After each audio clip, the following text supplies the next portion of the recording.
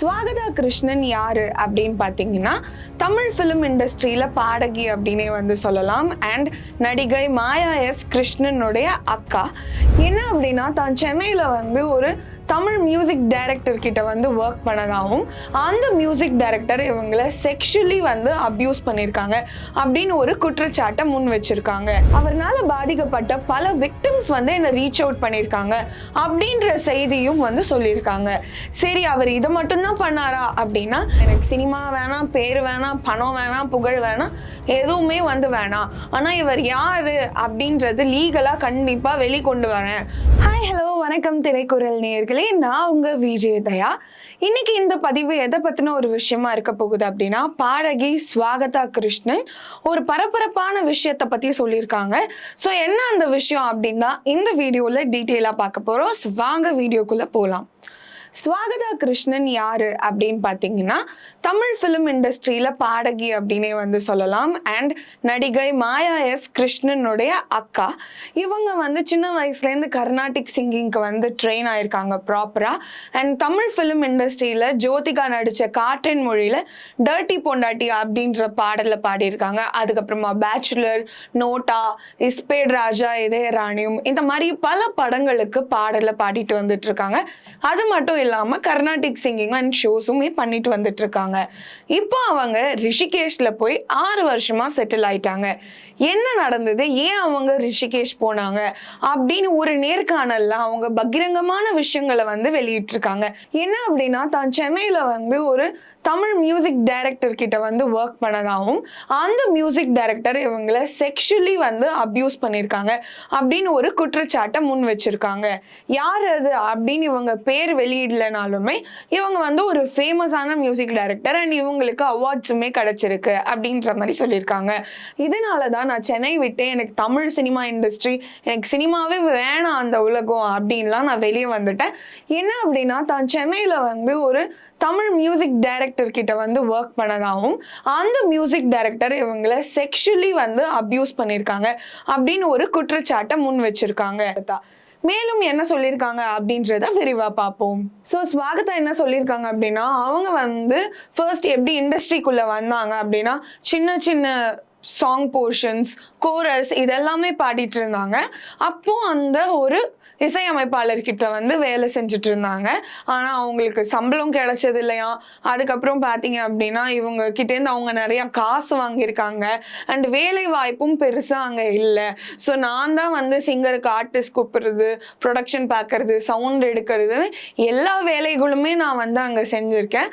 அப்போ one such time நான் அங்க இருக்கும்போது அவர் வந்து என்ன செக்ஷுவலி அபியூஸ் பண்ணிட்டாரு அப்படின்ற மாதிரி சொல்றாங்க. இது அந்த ஸ்டுடியோல இருக்கிற கேமராலையுமே ரெக்கார்ட் ஆயிருக்கு. அண்ட் இதை ப்ரூஃபா ஏன் நீங்க யூஸ் பண்ணல அப்படின்னா, என்னால எதுவுமே பண்ண முடியலங்க. அந்த வீடியோ பதிவுலாம் வச்சு அவர் என்னை வந்து பிளாக்மெயில் பண்ணியிருக்காரு. இவர் யாருன்ற விஷயத்த நான் இப்போ சொல்ல மாட்டேன், ஆனா லீகலா இதை பத்தி நான் ப்ரொசீட் பண்ணுவேன். லீகலா இதை கொண்டுட்டு போய் கண்டிப்பா நான் அவர் யாரு அப்படின்னு சட்டப்பூர்வமா வந்து யாருன்ற முகத்திரையை வந்து கிழிப்பேன். ஆனா இப்போ சொல்றதுக்கான நேரம் இல்லை அப்படின்னும், இவர் வந்து இதையே ஒரு சீரியல் பேட்டர்னா அவர்கிட்ட வேலை பார்க்கிற பல பெண்களுக்கு இதையே தான் பண்ணிட்டு இருக்காரு அப்படின்னும், அவர்னால பாதிக்கப்பட்ட பல விக்டிம்ஸ் வந்து என்னை ரீச் அவுட் பண்ணியிருக்காங்க அப்படின்ற செய்தியும் வந்து சொல்லியிருக்காங்க. சரி, அவர் இதை மட்டும் தான் பண்ணாரா அப்படின்னா, இல்லைங்க, என்னை செக்ஷுவலா அபியூஸ் பண்ணி அந்த வீடியோ ஃபுட்டேஜ் வச்சு என்னை பிளாக்மெயில் பண்ணியிருக்காரு. அண்ட் என்கிட்ட நிறைய காசுமே வாங்கியிருக்காங்க அப்படின்ற மாதிரி சொல்லியிருக்காங்க. லட்சங்கள்லாம் அவங்க பொண்டாட்டிக்கு ஐஃபோன் கிஃப்ட் கொடுக்கறது மூலம், அவங்க லக்ஸுரி கார் வாங்குறதுனாலுமே நான் தான் வந்து காசு கொடுத்துருக்கேன் அப்படின்ற மாதிரி சொல்றாங்க. என்னங்க, ஒரு ரெனவுண்ட் மியூசிக் டைரக்டர்னு சொல்றீங்க, அவரை ஏங்க உங்ககிட்ட காசு வாங்கணும் அப்படின்னா, ரொம்ப சிம்பத்தி கேம் ஆடுவாருங்க, காசு இல்லை அப்படி இப்படின்லாம் சொல்லிட்டு. அண்ட் இவங்க வைஃபுமே வந்து வேற ஒரு பொண்ணு கூட இவருக்கு தொடர்பு இருக்கு அப்படின்ற மாதிரி, எனக்கு டிவோர்ஸ் ப்ரொசீடிங் வேணும், ஹெல்ப் பண்ணலாம் என்கிட்ட கேட்டாங்க.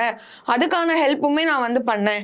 இப்போ எனக்கு என்ன டவுட்டா இருக்கு அப்படின்னு பார்த்தீங்கன்னா, ஹஸ்பண்ட் அண்ட் ஒய்ஃப் சேர்ந்து சேர்ந்து தான் இது பண்றாங்க. ஏன்னா வைஃபோட financial needs and other needs எல்லாமே இவர் வந்து பாத்துக்கிறாரு. ஸோ வைஃபுமே இதுக்கு உடந்தையா இருந்து வெளியே வந்து சொல்ல மாட்டேங்கிறாங்கன்ற மாதிரி பல பல பகிரங்கமான விஷயங்களை வந்து சொல்லியிருக்காங்க. சரி, இதை பத்தி ஏன் நீங்க வந்து லீகலா போகல அப்படின்னா, அப்ப எனக்கு வந்து தைரியம் இல்லை. நான் ஒரு சாதாரண மிடில் கிளாஸ் பொண்ணு, மதுரையை சேர்ந்த ஒரு பொண்ணு, சினிமால சாதிக்கணும்னு நான் வந்து வந்திருக்கேன். ஸோ நான் வந்து எப்படிங்க வந்து போராட முடியும்? அதனாலதான் இந்த கோர்ட் சிஸ்டம் எல்லாம் வேணான்னு நான் வந்து பண்ணவே இல்லை. ஆனா இந்த சமயத்துல என்னோட தங்கச்சி மாயாவுக்கு நான் வந்து நன்றி சொல்லிக்கிறேன். ஏன் அப்படின்னா, அவ தான் வந்து என்னை இதுல இருந்து காப்பாத்துனா. அடிக்கடி வந்து நான் இந்த விஷயத்த பத்தி என்னோட நண்பர்கள் கிட்டயும் என்னோட பெற்றோர்கிட்டயும் நான் வந்து சொல்லியிருக்கேன். அண்ட் அவங்க பயந்து எனக்கு உடனே வந்து கல்யாணத்துக்கு வரன் தேட ஆரம்பிச்சுட்டாங்க. நான் மேலும் கம்ப்ளைண்ட் கொடுக்க கூடாது அப்படின்றதுனால அவர் மதுரைக்கு என் வீட்டுக்கு வருவாரு, வந்து என் காலில் வந்து விழுந்து மன்னிப்பு கேட்பாரு, நீ வேலைக்கு வந்துரு அப்படின்லாம். சரி, நான் வேலைக்கு போனா என் மேல அவ்வளோ பழி வந்து செலுத்தியிருக்காங்க. என் மேல அவ்வளோ பழி. எப்படி நான் சவுண்ட் கார்டை வந்து திருடிட்டேன், பணம் திருடிட்டேன், ஏகப்பட்ட அலிகேஷன்ஸ் வந்து வச்சிருக்காங்க. இவரே ஆனா பாத்தீங்கன்னா எல்லாரோட ஒர்க் உழைப்பை திருடி தான் அவார்ட் வாங்குறாரு. ஸோ நான் இந்த அவார்ட்ஸ் கொடுக்குறவங்க கிட்ட முழுமையா ஒரு விஷயத்த கேட்டுக்கொள்கிறேன். என்ன அப்படின்னா, நீங்க யாருக்கு அவார்ட் கொடுக்குறீங்களோ பேக்ரவுண்ட் செக் வந்து பண்ணுங்க. இவங்க தான் அந்த ஒர்க்கை பண்ணியிருக்காங்களா, இவங்க ஜென்யூனா, இவங்களோட கேரக்டர் எப்படி இருக்குன்னு. இந்த மாதிரி ஆட்களுக்கு வந்து விருதோ அங்கீகாரமோ கொடுத்து என்கரேஜ் பண்ணாதீங்க. அவர் இன்னுமே இதை பண்ணிட்டு தான் இருக்காரு. என்னோட இது நிப்பாட்டணும்னு நான் நினைச்சேன், ஆனா இது வந்து நிப்பாட்டவே இல்லை. ஒரு பேட்டர்னா எல்லாரையும் மேனிப்புலேட் பண்ணி, எல்லார்கிட்டையும் காசு வாங்கி, எல்லாரையும் செக்ஷுவலா அப்யூஸ் பண்ணி, அந்த சிசிடிவில பதிவான ஃபுட்டேஜை வந்து பிளாக்மெயிலா தான் யூஸ் பண்ணிட்டு இருக்காரு அப்படின்ற மாதிரி செய்திகளையும் சொல்லியிருக்காங்க ஸ்வாகதா எஸ் கிருஷ்ணன். சரி, உங்களுக்கு எப்படிங்க நீங்க நடந்தது? மாயா இவ்வளோ ஸ்ட்ராங்கான பொண்ணுன்னு தெரியும், நீங்களுமே பார்க்க ஸ்ட்ராங்கா தான் இருக்கீங்க அப்படின்னா, 9 இயர்ஸ் ஆன என்னோட காலேஜ் லவ் வந்து பிரேக்கப் ஆயிடுச்சுங்க. அந்த பிரேக்கப் டிப்ரெஷன்ல நான் இருக்கும்போது இவர் எனக்கு உறுதுணையா வந்து பேசினாரு. அப்போ வந்து நடந்தது, எனக்கு அதை சொல்லவே கஷ்டமா இருக்கு அப்படின்னு உடையறாங்க ஸ்வாகதா கிருஷ்ணன். அது மட்டும் இல்லாம மியூசிக் ஸ்டுடியோஸ் எல்லாத்துலயுமே வந்து சவுண்ட் ப்ரூஃப் ரூம் தான் இருக்கும். ஸோ நீங்க கத்துனா கூட கேட்காது, எனக்கு யாருமே உதவி பண்ண முடியல அப்படின்னு சொல்றதுக்கு முன்னாடி உதவுற நிலைமையில யாருமே இல்லை. ஏன்னா சவுண்ட் ப்ரூஃப் ரூம்ல இருந்து நான் எவ்வளவுதான் கத்துனாலும் அந்த குரல் வெளியே போகாது. அவ்வளோ ஸ்ட்ராங்கா அவங்க என்னை வயலேட் பண்ணும்போது என்னால எதுவுமே பண்ண முடியல அப்படின்னும், அதுக்கப்புறம் நான் ரொம்ப அழுது உடஞ்சிட்டேன். அண்ட் அவங்க என்ன பண்ணியிருக்காங்க அப்படின்னு சொல்லியிருக்காங்கன்னா, கெமிக்கல் பீல் அப்படின்ற ஒரு ஸ்கின் ப்ரொசீஜர் இருக்கும். ஸோ அவன் தொட்ட இடம்லாம் என் உடம்புல இருக்கக்கூடாது அப்படின்றதுக்காக நான் வந்து கெமிக்கல் பீலான ஸ்கின் ப்ரொசீஜர் வந்து போயிருக்கேன்.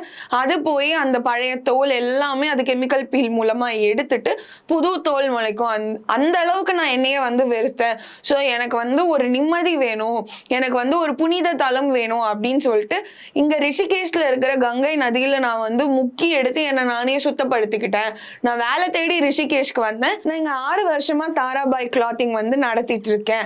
அண்ட் இங்கேயே நான் வந்து செட்டில் ஆயிட்டேன். எனக்கு சினிமா வேணாம், பேர் வேணாம், பணம் வேணாம், புகழ் வேணாம், எதுவுமே வந்து வேணாம். ஆனா இவர் யாரு அப்படின்றது லீகலா கண்டிப்பா வெளிக்கொண்டு வரேன் அப்படின்னு ஸ்வாகதா சொல்ல இது இன்டர்நெட்ல மிகப்பெரிய சர்ச்சையா இருக்குங்க. யாரா இருக்கும் வந்து மியூசிக் டைரக்டர் அப்படின்னு ஒரு பக்கமும், இவங்க வந்து என்ன சொல்லியிருக்காங்க அப்படின்னு பாத்தீங்கன்னா, ஜிவி பிரகாஷ், ஜிப்ரான் இவங்க எல்லாருமே ஜென்யூன் அப்படின்னு சில பல கம்போசர்ஸ் சொல்ல, இப்போ மீதி இருக்கிற கம்போசர்ஸ்ல யாராவது இருக்குமா அப்படின்ற கேள்வியும் வந்து எழுப்பிட்டு இருக்கு.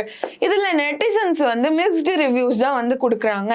ஏமா அப்போ சொல்லாம இப்போ வந்து சொல்றீங்க 7 வருஷம் கிட்ட அப்படின்னு பல பேரும், சில பேர் வந்து முதல்ல சின்மயி இப்போ ஸ்வாகதாவா, ஏன் நல்ல சிங்கர்ஸ்க்கு இப்படி நடக்குது அப்படின்னு பல பேர் ஸ்வாகதாக்கு அவங்களோட சப்போர்ட்டை வந்து தெரிவிச்சுட்டு இருக்காங்க. பட் என்னதான் இன்டர்நெட்ல ஹேட்டா இருந்தாலும் இதுதான் நடந்த உண்மை. அண்ட் அவங்களுக்கு இந்த உண்மையை சொல்ல, அதுல இருந்து ஹீல் ஆகி, மூவ் ஆன் ஆகி, ஸ்ட்ராங் ஆகி, அழாமை இப்பதான் வந்து அவங்களால பேச முடிச்சிருக்கு. யார் அந்த இசையமைப்பாளரா இருக்கும், யார் இப்படி பண்ணாங்க, யார் அந்த ஃபேமஸான பெரிய மியூசிக் டைரக்டர் அப்படின்ற கேள்வி இன்னும் இருக்கு. யாரு அப்படின்னு தெரிஞ்சதுன்னா மறக்காம கமெண்ட் செக்ஷன்ல போஸ்ட் பண்ணுங்க. இதே மாதிரி சினிமாவோட வைரல் கண்டென்ட்ஸ் அண்ட் அப்டேட்ஸ் நீங்க பார்க்கணும்னு நினைச்சீங்கன்னா மறக்காம திரைக்குறள் சேனலையும் சப்ஸ்கிரைப் பண்ணுங்க. This is Vijay Daya signing off. Tata.